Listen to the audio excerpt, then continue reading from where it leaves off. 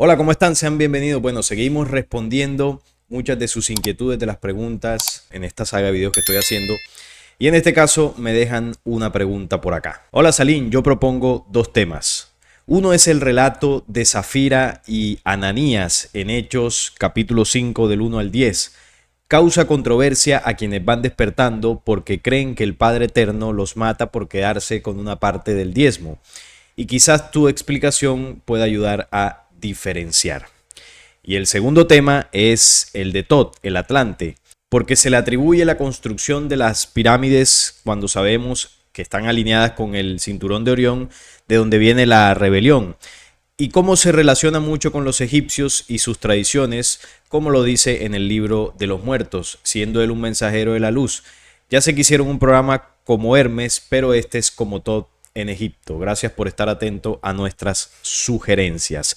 Bien, dos interesantes preguntas que, bueno, según lo que comprendo, según mi investigación, vamos a intentar responder. Y vamos con la primera, que es el relato de Ananías y Zafira en Hechos capítulo 5. Acá dice: pero cierto hombre llamado Ananías, con Zafira, su mujer, vendió una heredad y sustrajo del precio, sabiéndolo también su mujer.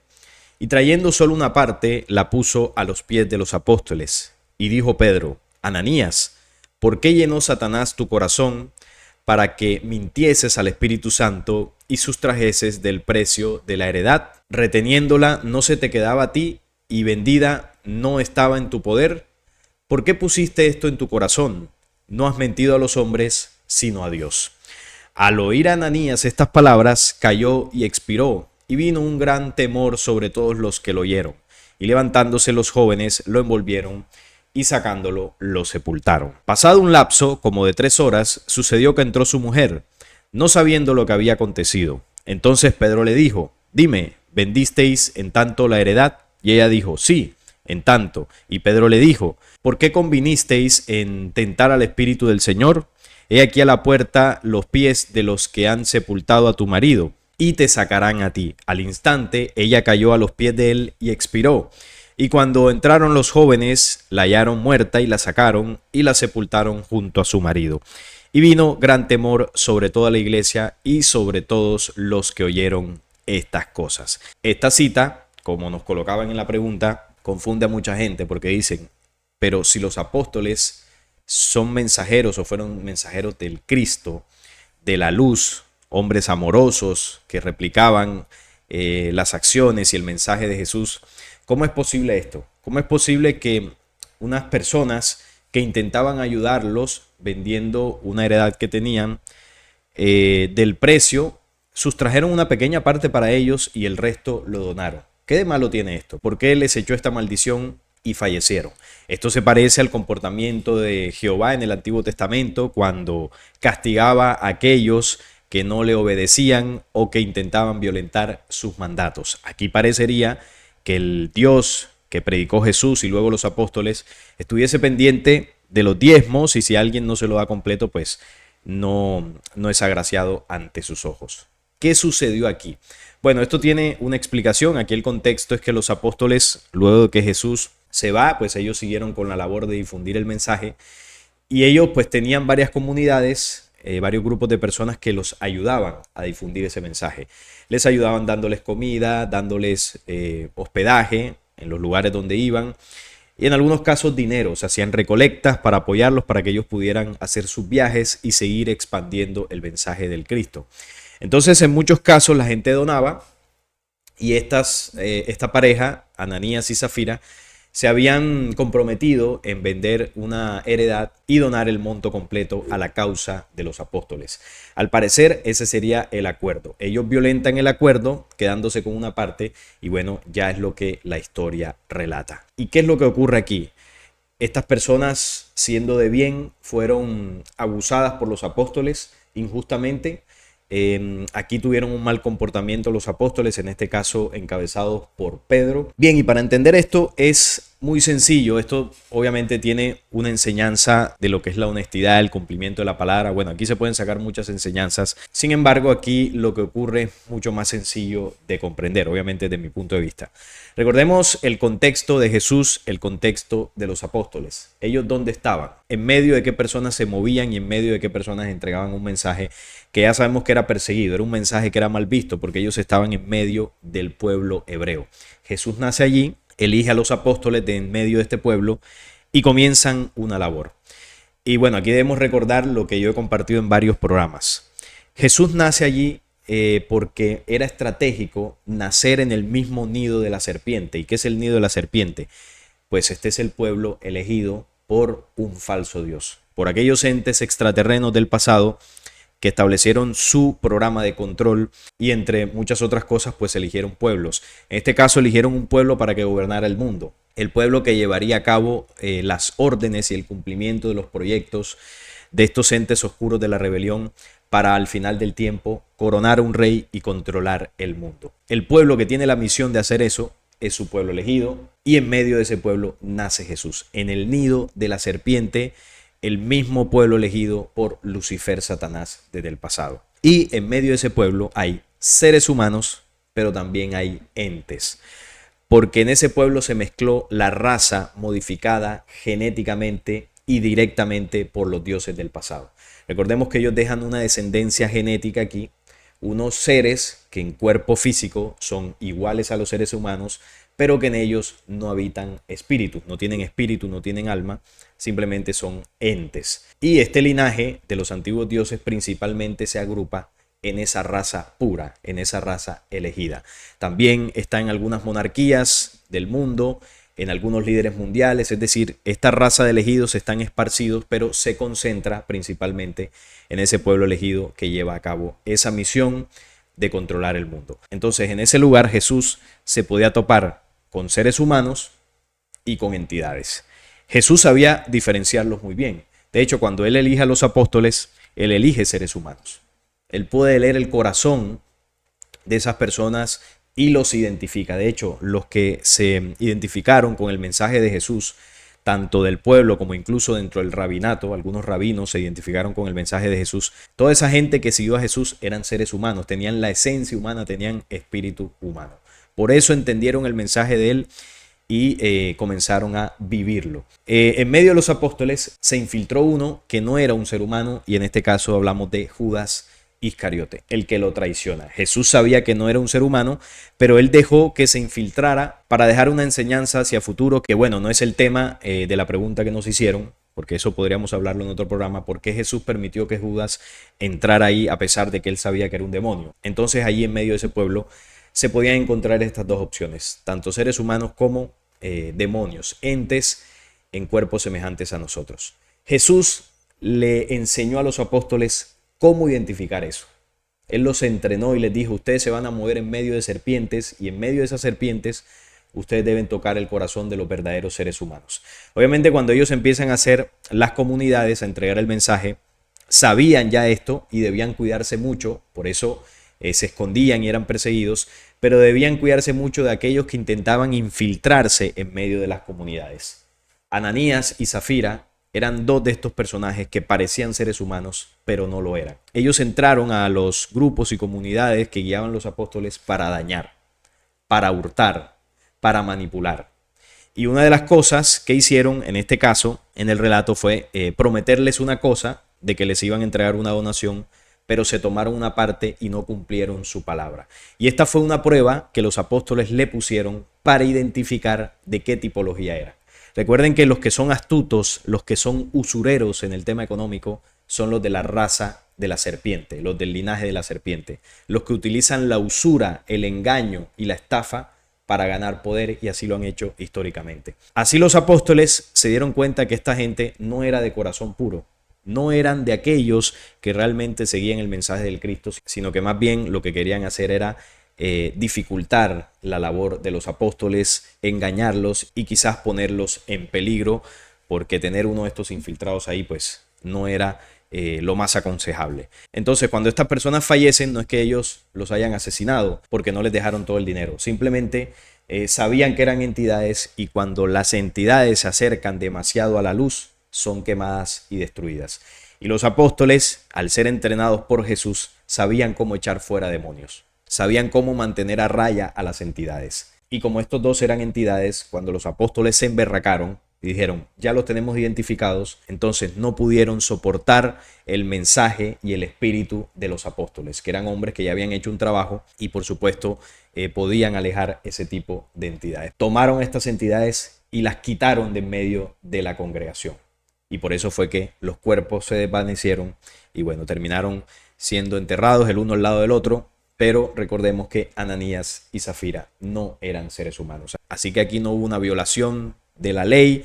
Aquí los apóstoles no actuaron como lo hacía Jehová ni nada de este cuento. Simplemente es entender el contexto de los apóstoles y cómo ellos se movían entre serpientes y entre seres humanos y tenían que aprender a identificar. Relacionado con esto, hay algo muy parecido que pasó en la infancia de Jesús.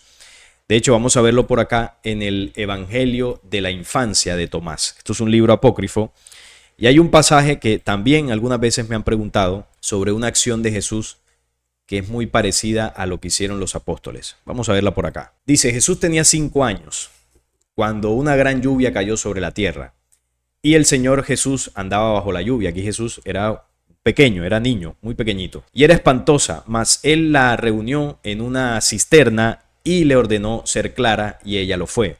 Y tomando el barro de aquel pozo, lo modeló y le dio forma de 12 pajaritos.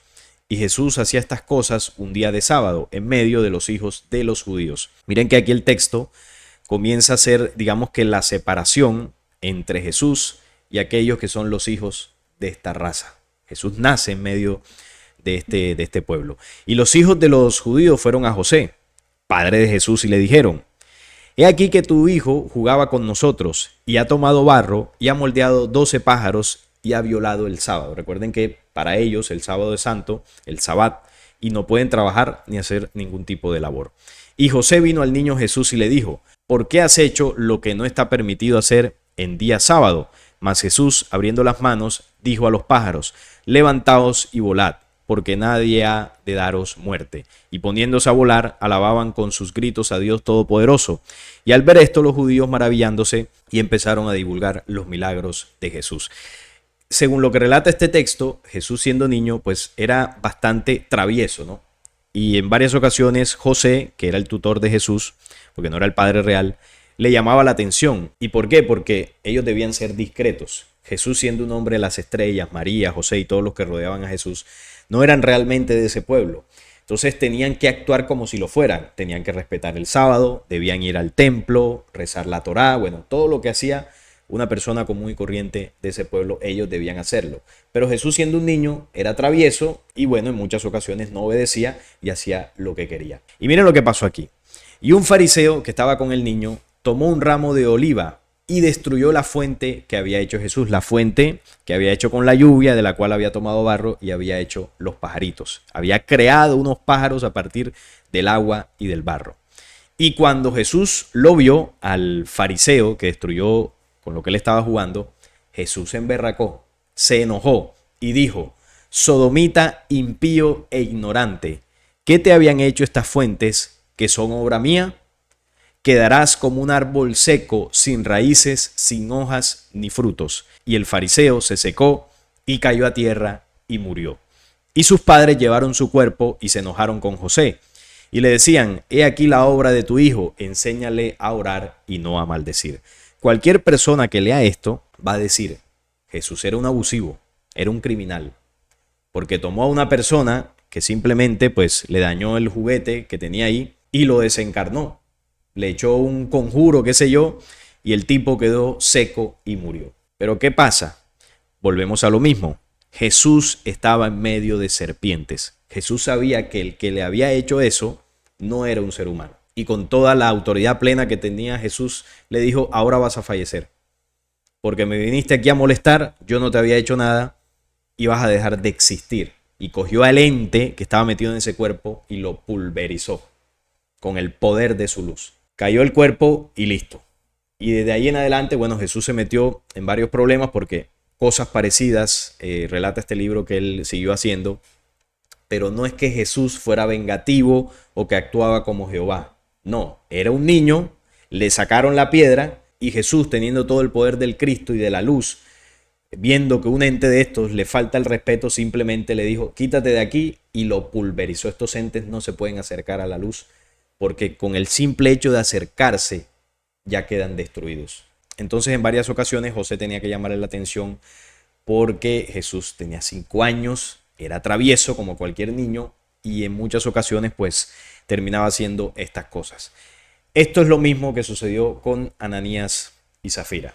Aquí los que murieron fueron entes, no seres humanos. Así que cuando se entiende el contexto del pueblo en el que se movían Jesús y los apóstoles, vamos a comprender. Era diferente a lo que hacía Jehová, porque Jehová sí atacaba a seres humanos.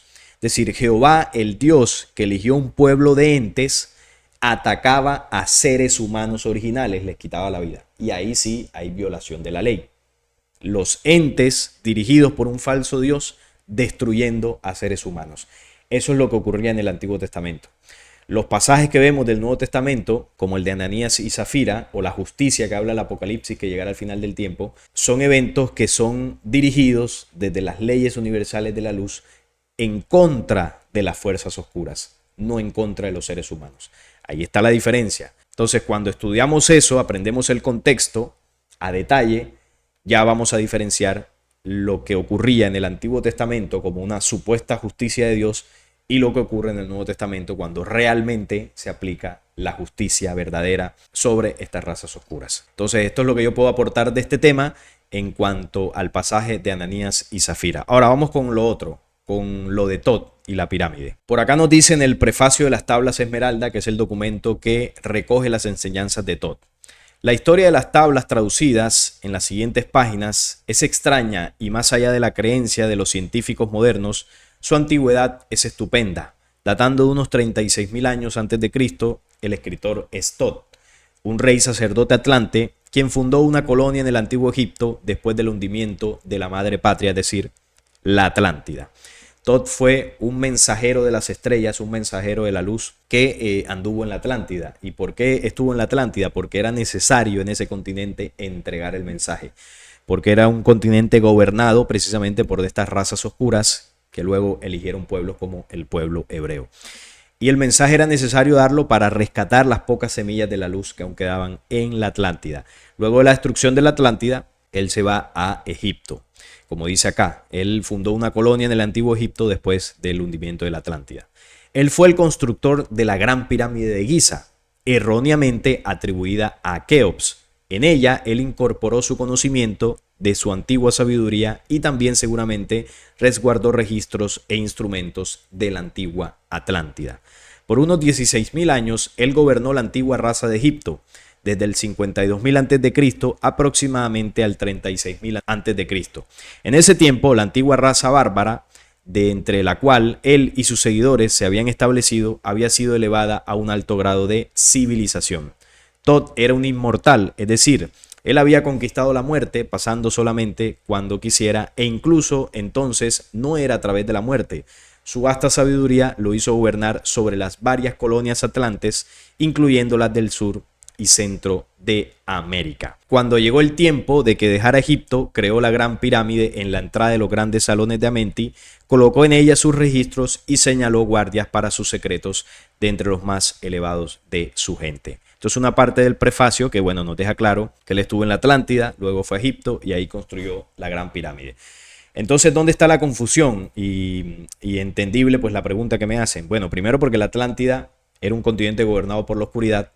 Luego Egipto también es conocido porque tenía un panteón de dioses de estas razas oscuras que establecieron esa cultura y que, bueno, supuestamente habrían creado la Gran Pirámide. Y uno dice, bueno, si todo esto es oscuridad, ¿qué tiene que ver Tot allí? Entonces vamos paso por paso. Lo primero, ya lo adelantaba ahorita del tema de la Atlántida. Él fue un mensajero de la luz, encarnó en la Atlántida y era necesario que él estuviera ahí para entregar un mensaje para aquellos espíritus que aún no se habían perdido de esa raza atlante. La intención era rescatar esas semillas de la luz porque ya se avecinaba la destrucción completa de ese continente y esto es algo pues que Tot advirtió mientras estuvo caminando por la Atlántida. Él dejó profecías hacia futuro y evidentemente es un mensajero de las jerarquías de la luz. Ahora, el tema de Egipto. Cuando él sale de la Atlántida luego del hundimiento y llega a Egipto, en ese momento en Egipto no gobernaban los dioses oscuros, es decir, no habían llegado todavía. Él funda una colonia inicial en lo que hoy en día conocemos como Egipto, en esa época no se llamaba Egipto, y esa colonia inicialmente pues era una comunidad de seres humanos. Él contribuyó con su sabiduría, con su conocimiento a desarrollar una cultura importante, un desarrollo científico, espiritual en esa primera comunidad de Egipto. Dentro de eso la tabla dice que él construye la Gran Pirámide, la que todos conocemos como la Gran Pirámide de Giza. En la pregunta que nos hacían, nos dicen que a él se le adjudica la construcción de las pirámides y eso no es correcto. Tot no construyó las pirámides, él construyó la pirámide, que es la principal. Recordemos que son 3 las que están alineadas con el cinturón de Orión, que como nos ponían en la pregunta, es cierto que parte o gran parte de la rebelión viene del sistema de Orión, del cinturón de Orión. Y obviamente si las pirámides están alineadas con Orión, quiere decir que las pirámides fueron construidas por parte de los que provienen de Orión, razas oscuras. Obviamente si uno entiende eso tendría lógica. Pero Tot no construyó las pirámides, él construyó la pirámide, la principal y la más grande. Esa única pirámide que él habría construido no estaba alineada con el cinturón de Orión. De hecho, esto, según lo que relata la tablilla Esmeralda, sucedió hace miles y miles y miles de años al pasado. Lo que también nos lleva a entender que el cinturón de Orión en la bóveda celeste en aquella época seguramente estaba orientado hacia otra dirección. O sea que la intención de él seguramente no era alinearlo con ningún cinturón de Orión porque seguramente estaban esas estrellas en el cielo ubicadas en otro espacio de la galaxia. Recordemos que las estrellas van girando. Hace 10.000 años la bóveda celeste era diferente. Entonces, lo del cinturón de Orión, la relación es a partir de un tiempo específico, que es el que ahora voy a mencionar. Entonces, construye esa primera pirámide, crea una comunidad, funda una comunidad con unos principios, un nivel espiritual, un desarrollo diferente a lo que conocimos después como civilización egipcia. Él se va y lo que ocurre después es que en Egipto luego llegan unos dioses o unas razas de una naturaleza distinta a la de Tot. Se establecen ahí luego de la Atlántida y ellos comienzan a influenciar y a manipular aquella comunidad y aquel desarrollo que Tot había dejado. Estos dioses se comienzan a hacer adorar, comienzan a cambiar ciertos principios culturales, comienzan a establecer reinados, monarquías, ¿no? Donde ellos eran los que dirigían, y también comienzan a hacer construcciones. Estos dioses que llegaron después de Tot fueron los que primero toman la pirámide que él había construido y la modifican, le hacen modificaciones. Eso que nosotros vemos hoy en día, obviamente mantiene la base que habría construido Tot, pero no es 100% igual. Estos señores hicieron modificaciones, además de eso construyeron 2 pirámides más y ellos fueron los que alinearon las 3 pirámides con la misma forma de las estrellas del cinturón de Orión. Esto lo hicieron miles de años después de la existencia de Tot. Obviamente, como había un legado que Tot había establecido en el pasado, lo pusieron pues al nivel de uno de los dioses. Incluso Tot se puede ver dentro del panteón de los dioses egipcios. Lo veneraron también como si hubiese sido un dios, como si hubiese sido parte de esos dioses que llegaron después. Incluso hasta lo ponen con cabeza de animal y todo esto, pero Tot no era así. Tot era un ser humano. Solo que para ponerlo al mismo nivel de ellos, pues lo dibujaron igual a estos dioses posteriores que eran caras de animales y cuerpos humanoides. Las razas regresivas, razas oscuras que influenciaron en el antiguo Egipto. Así se desarrolló la nueva cultura egipcia, influenciada por los falsos dioses. Luego vino el tiempo de los faraones y bueno, toda la historia que ya conocemos. Eso fue lo que ocurrió en el antiguo Egipto. Primero, una etapa donde Tot servía como guía a esas comunidades iniciales, construye esta pirámide y bueno, el libro relata para qué lo hizo y muchos otros detalles que no es el tema central de hoy. Y luego de esa época de Tot, él se va, llegan unos falsos dioses, cambian ciertos aspectos de la pirámide, manipulan a esa cultura enseñándole otras cosas, se establecen ellos como reyes, construyen más pirámides, construyen la esfinge y bueno, otros templos allí. y bueno, ya cambian para siempre la cultura y el legado de lo que era Egipto. Y el resultado pues es lo que tenemos hoy en día. Eso fue lo que ocurrió. Top no construyó las pirámides, él construyó una sola. Esa pirámide tenía un propósito y una forma diferentes a lo que luego sucedió cuando llegaron estos dioses. Esa es la respuesta, no es más. Y esto que sucedió en Egipto sucedió en varios lugares, incluso en Centroamérica. Vemos el legado que dejaron los mayas y otras culturas que fueron influenciadas por razas positivas. Por ejemplo, Teotihuacán, allá en México. Estos complejos de pirámides fueron construidos basados en la influencia de razas positivas. Ese es el principio de las estructuras de Teotihuacán. De hecho, aquí hice un video en el canal que se los recomiendo para que se entienda mejor ese tema. Tiempo después, estas poblaciones fueron influenciadas por las otras razas, las que son negativas, y allá en Teotihuacán, derivado de ese contacto, se comenzaron a hacer sacrificios humanos. Entonces, sucedió lo mismo, ¿no? Primero, una influencia de razas positivas y luego la influencia de razas negativas que tergiversaron el mensaje y el legado ancestral. Esa es la respuesta y eso es lo que yo puedo compartir en el tema de Ananías y Zafira, ese relato del Nuevo Testamento en Hechos, y lo de la pirámide y el legado de Tot. Espero que esto pues haya ayudado un poco a resolver estas dudas. Así que bueno, le agradezco a todas las personas que han participado dejándome sus comentarios y sus inquietudes. Y no es más por el día de hoy. Voy a dejarlo hasta aquí. Si este video les gustó, les agradezco un like, la suscripción al canal y compartirlo para que llegue a más personas. Hasta la próxima.